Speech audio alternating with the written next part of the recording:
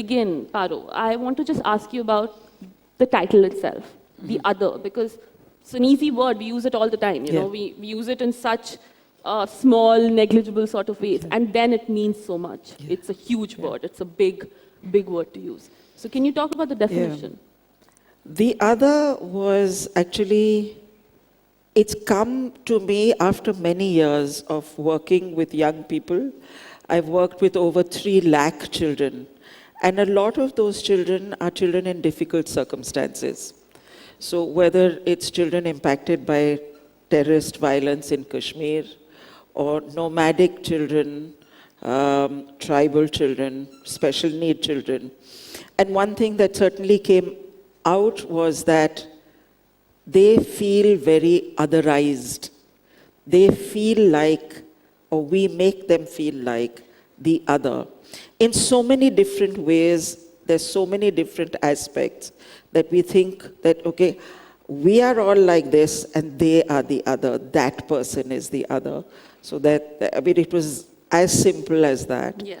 And so we wanted to keep the cover as simple as that as well. It is, I mean, because the thing is with the idea of the other, what actually becomes the focus is, like we were talking outside, the idea of empathy.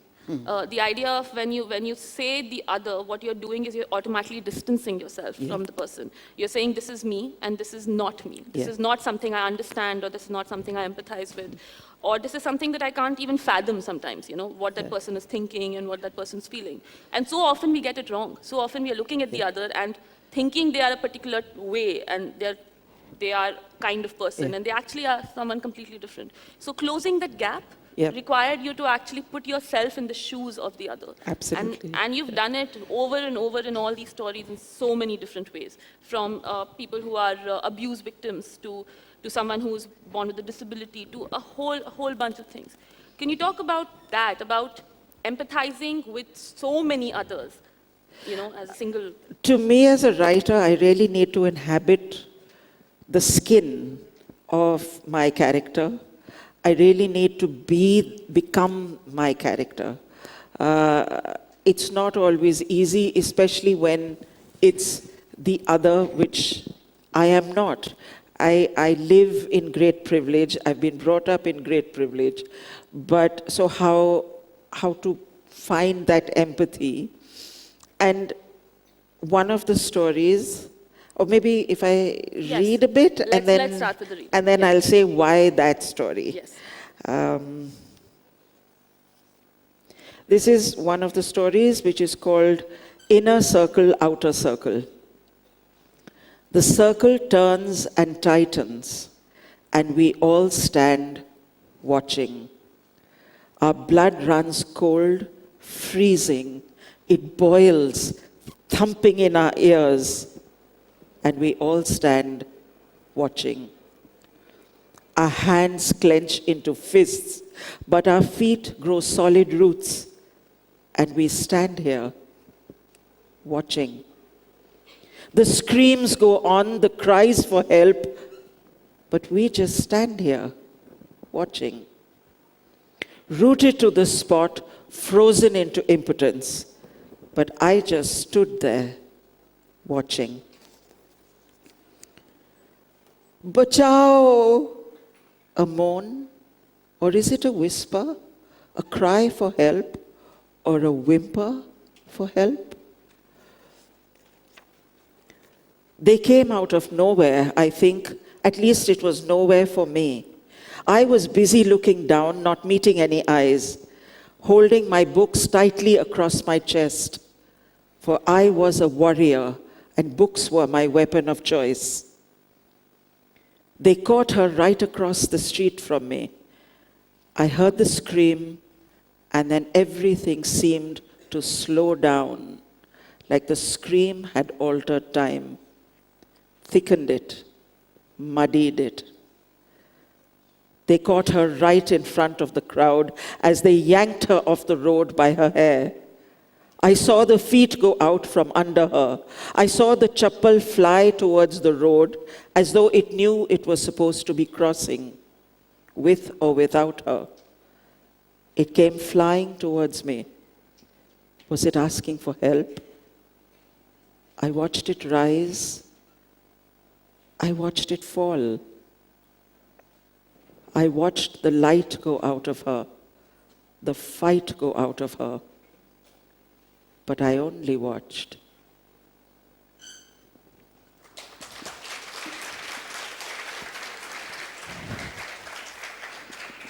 And that story came out of the many WhatsApp videos we get almost every day of attacks on people. And always in those videos, there are people standing by and watching. And I thought, what would it be like to be there? And I've been there. I've been in those situations where something is happening and I've only watched. So it's to try and convert young people from apathy to empathy that a story like this comes about for me. This was actually one of the most difficult stories of the collection, just to read it, because usually that perception, we don't think about it when we are reading, like you said, those WhatsApp messages or those newspaper articles. But that struggle of someone who's watching that and kind of fighting within themselves to figure out if they can or they can't do anything, that struggle was incredibly, I mean, so in that story, what would the other be? The other is really, in this case, me, the person who watches. So obviously, the victim is the victim, the perpetrators of the crime are there, but a person watching is also otherized. You're also put into that spot of being the person who didn't step up, and that burden that you carry then always. So, you know, one of the things that Paro has done in this book that I found absolutely unique and just, I hadn't seen something like that done before was, like we said, there are lots of difficult moments in this book. And one of the first, I think the second story is about a little boy who knows that he's, you know, inside he's a girl, he wants to be, and he has that difficult conversation with his friend. And then Paro stops the story. She gets to a place where she has to talk about what the boy is feeling, and that's where the story ends. And there is instead, if I could just show you, there's a blank page. And then what Paro does is brings herself into the story. So, and she talks about how she can't go further. She can't write anymore. She can't tell you what that boy is feeling, because that's where there's a writer's block. She can't see it. And to do that, to end the story because you have recognized your limit, and this is as far as you're going to go, and you can't go further. I thought that was just, yeah. Could you talk about that? Could you talk about using that moment and making it your own? Obviously, in writing something, you do research. And I did research, and I didn't know, actually, that there are 20 genders or 20 gender identities. I didn't know there were that many. So then I got to thinking that this character who comes out for the first time to somebody, to his best friend, who's a girl, and she doesn't know how to take that news, because this has been her best friend growing up, and she didn't know that her best friend, a boy, was a girl inside.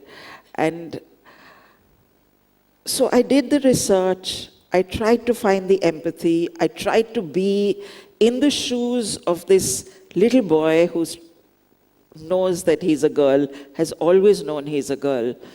What would I do? So I did all kinds of crazy things, as I always do when writing. I become a very difficult person to live with. You can ask my family. And so I got out of the car at a crossing where there were hijras. I talked to them. But I couldn't find the answers. For me as a writer, I have to, as I said, have to get into the skin. I have to be the person I'm writing. And I couldn't get into, I didn't know what it was like. It's a story that should be written. Maybe some of you have the tools. and greater wisdom than me. I know that young people have a lot more wisdom than I do. So if you know how to continue that story, I think you should. And until then, there's just a blank page, which is not a mistake. I saw somebody in a bookstore looking and saying, oh, this is a bad copy. It has a page missing. It's not. It's deliberately put there. Yes. I didn't know what else to do. So you've done that another place, and that also talks about empathy and the limits of empathy. Because the other story that you do this in is a story about a girl who's been raped by her uncle. And there are perspectives in that story. You know, you hear the voice of the father, you hear the voice of her mother, of herself, and of her teacher and her friend.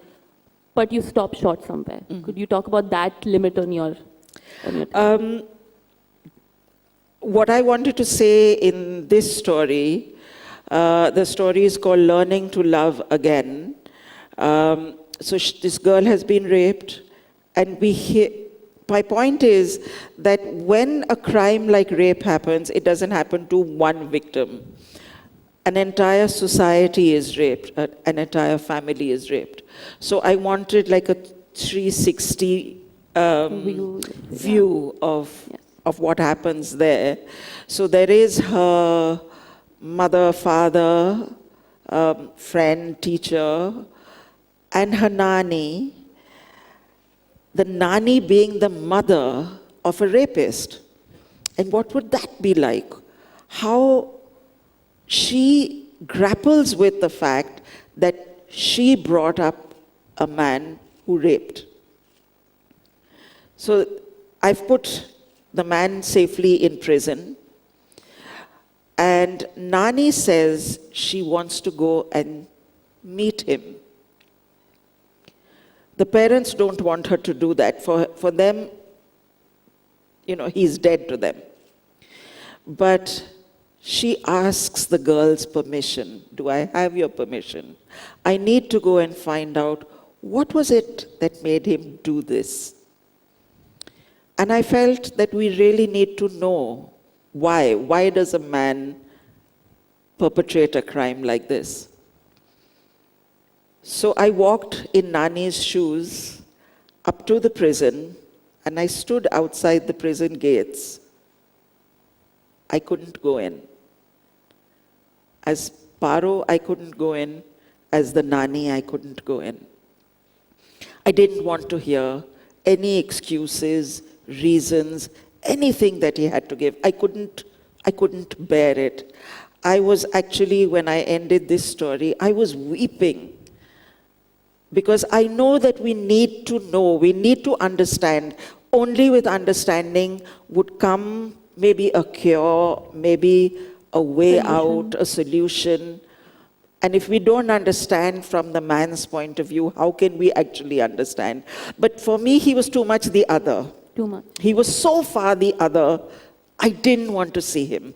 And so I'm standing outside that gates, and again, maybe if you can find that voice, and if you can go in and confront him and say, why did you do it? How could you do it? Then that's the story that you should write. So, Paro, at this stage, I want you to read some more, because the story that we talked about before about the boy and about him trying to talk to his best friend. Mm-hmm. If you could talk about that. So this is from the boy after he has come out to his best friend, and the girl has reacted really badly and stupidly even, and he's walked away. And then this bit that I'm going to read is on the phone. When she calls him up, she can't bear being away from her best friend. She knows she's done badly. So here it is. I could hear the eggshells cracking metaphorically as we tried to walk over them. The prepared speech went flying out of the window. What? He said. I just called to say, hey. Lame, I know, but it was the best I had. Long pause got longer. Eggshells cracked some more. Okay, so you've said hey. Anything else? Arav, Arav, I'm really sorry. I'm really, really sorry. You are? I am. I was stupid the way I reacted. I should have, I don't know. It's cool. Don't worry about it. I don't know what else I expected. It was too weird for you to be okay right away. I should have got that too. Phew. Phew to you too, he said, the relief huge for him. But then another awkward pause. A where do we go from here kind of pause. How are you doing? We said together. And we started laughing. It was good to laugh, even though we knew it was an ineffective band-aid on a ginormous gaping wound or something like that. Honestly, I don't know how I'm doing. I'm freaked out, Arav. I've never had to deal with anything like this before. I thought you were going to say you had a crush on me, and I'd be freaked out enough about that. Honestly, honesty is very rarely my best go-to policy. But in this one case, I knew that it was the only card I had left to play. Have you thought about what you're going to do? I mean, are you considering surgery? And ew, I didn't want him to do that. But I couldn't say it.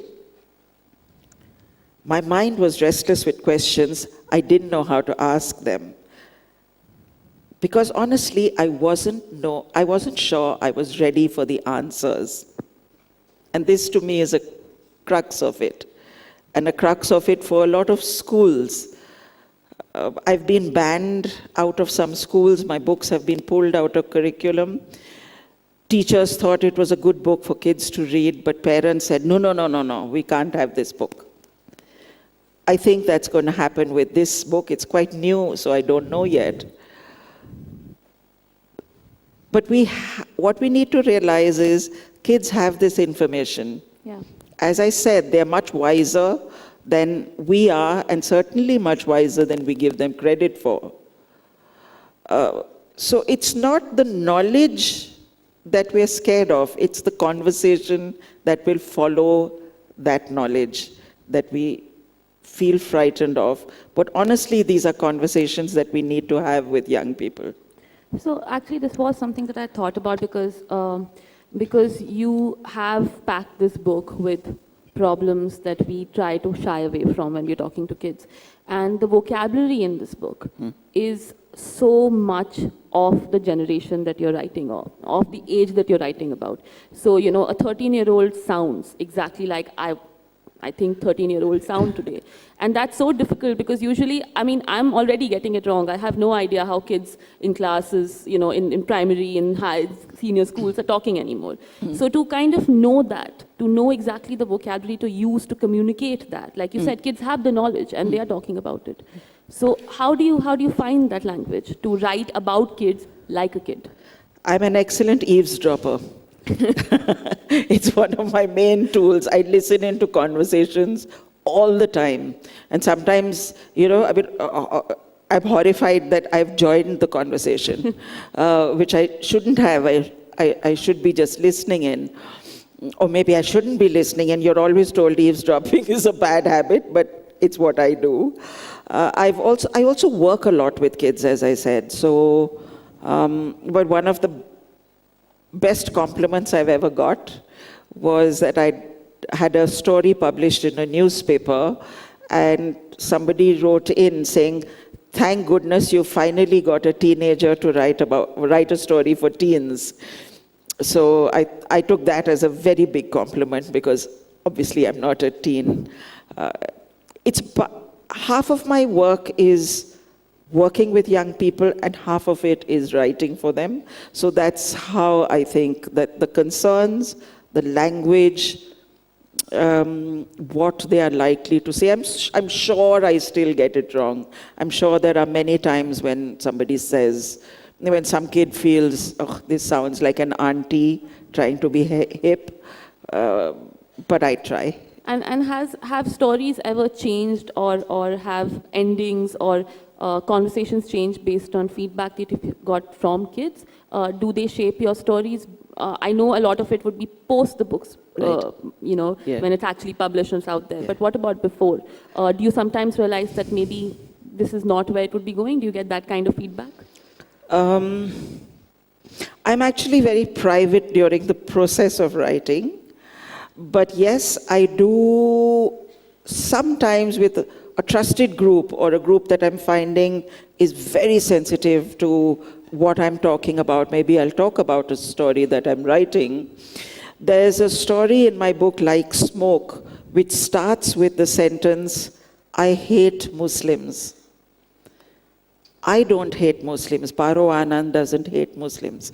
But it was a sentence that I heard in school. About 11, 12-year-olds were talking about this and completely oblivious of the fact that there were a couple of Muslim children in the same playground. But so that certainly formed a story. And there was another story on domestic violence that I had written, and every time I would perform it, I would see in the audience some children were deeply traumatized by my telling of the story, and I thought, that's wrong. I cannot be picking at these wounds and scabs. So then I wrote another story which actually empowers kids more directly on what can you do. You don't have to be a helpless victim. There is something. So I think that's the fear, right? The idea of maybe touching upon wounds or scars or topics that could scar children, and that's the potential fear that parents and teachers and schools have, and that's, like you said, leads to banning of books, of ending those conversations. Yeah. But you have been systematically in every book that you've written touched upon these issues. That means we know that you think it's important. What I want to know is, what do you think something like this does? What do you think this book or using those or touching those subjects, what do you think it does? One, children are already talking about it. Believe me, they're already talking. There are young people here, and I'm sure when we ask them questions, the questions that come up. For instance, there were 10, 11-year-olds 4 days ago at the Bangalore Literature Festival when I read something from the other on bullying, and immediately, like one girl said that she was being victimized, and so she said, I don't know, should I name him? And everybody said, name him, shame him. Let's start a Me Too movement for bullying as well. Yeah. So I know that kids are talking about it. We just need to face the fact, not be frightened of the conversation. Because if we sensitize, empathize, create an empathetic and empowered young person, then maybe that particular ill in society could be dealt with. That's important. By not talking about it, we're not putting an end to it. We're letting the wound fester. And you were saying about your TED Talk and the name, the title of it, which is Talk Dirty to Kids. I'm going to be doing a TED Gateway talk in December, and the title of that is called Be Brave, Talk Dirty to Your Kids. Because children are already talking about these subjects. Do not be frightened of where it might go, that conversation. Trust the children to reach there. To reach there. Also, I think you'd be surprised by how much they already know, how aware they are. So Paro, just, I want to open this up for questions. I'm not sure how much time we have. But just, I wanted you to do another quick reading for us, if you will. And also to tell us about, just in terms of, when I'm reading a book like this, I always wonder, what's the limit? Where will you draw the line? Where will you say, that's something that I'm not comfortable? Is it the idea of always leaving each story with hope? Is that something that you keep in mind? Because that's what happens in this book. everything, no matter how emotionally traumatic and how disturbing or how tragic it is, there's always that ray of hope. Is that the message that you want to? The teenage years are a very dark time. We know this. We've all been teenagers or are teenagers. But that is why that even the story that about the rape story, the name of that is Learning to Love Again. So that at the very beginning you've said, there's hope. Is there any taboo I would put upon myself? Yes, that one taboo that I always try and end on a note of hope. It's not a happy ending tied up in a pink bow and, all very, problem solved. No. But it's certainly to say that there is light at the end of the tunnel, no matter how dark that tunnel feels right now. So that to me is very important. I know with publishers and schools, violence is easier to deal with than sex. Yes. But you're talking to adolescents. Of course they know that three-letter word. Of course they know it. So don't be shy. It can be, it's important. It's important to have these conversations. And now I don't know what I'm going to read from. Yeah, so I wanted you to read from a chapter that was maybe a story that was the most difficult for you to write. Something that you had to push your limits, and not the one that you've already read. So I was thinking... Well, honestly, the story that was the most difficult to write was Grief. Grief is a beast, because I was writing it while my mother was dying and I was with her. So it's about a young girl who actually experiences death. Terrible topics to write for young people. But it's not all I write. And as I said, it never leaves you in the depths of despair. I never want to do that. Okay. So there's a story called So Cinderella. So Cinderella, now there's a witch if you ever needed one. Though why would anyone need a witch really? Just a point here that when I first wrote this story, I started with, so Cinderella, now there's a bitch if you ever needed one. Although why would anyone need a bitch? And I thought, schools would definitely have to ban that book. And I'm not married to that word. Maybe I should just replace it so that it's more important that the book gets read in schools rather than being thrown out because of that one word. So I was wondering what word could I use, and luckily the word witch came to mind. So there wasn't very much difficulty in fitting that in. So Cinderella, now there's a witch if you ever needed one. Though why would anyone need a witch, really? I mean, look at her. All goody two shoes. Well, one shoe. You know what happened to the other one in that story. But this isn't that story. Why trash that one out again? Old sin doesn't need any more bleeding hearts out there. She's had enough and will continue to do them. Will continue to have them. Nothing much I can do or care enough to do anyway. Me? Well, I'm one of those Cinderella haters. Maybe there are just two of them in the world, me and my sister. Okay, here goes my intro. I'm one of the ugly sisters. Imagine that as an introduction. Think about the conversation. Hi, I'm Suman, I'm Geeta, I'm Sita. Hello, I'm ugly sister number 2. Now put yourself in my shoes for a fraction of a minute. And my shoes are the sensible ones, broad with an ankle and arch support built in.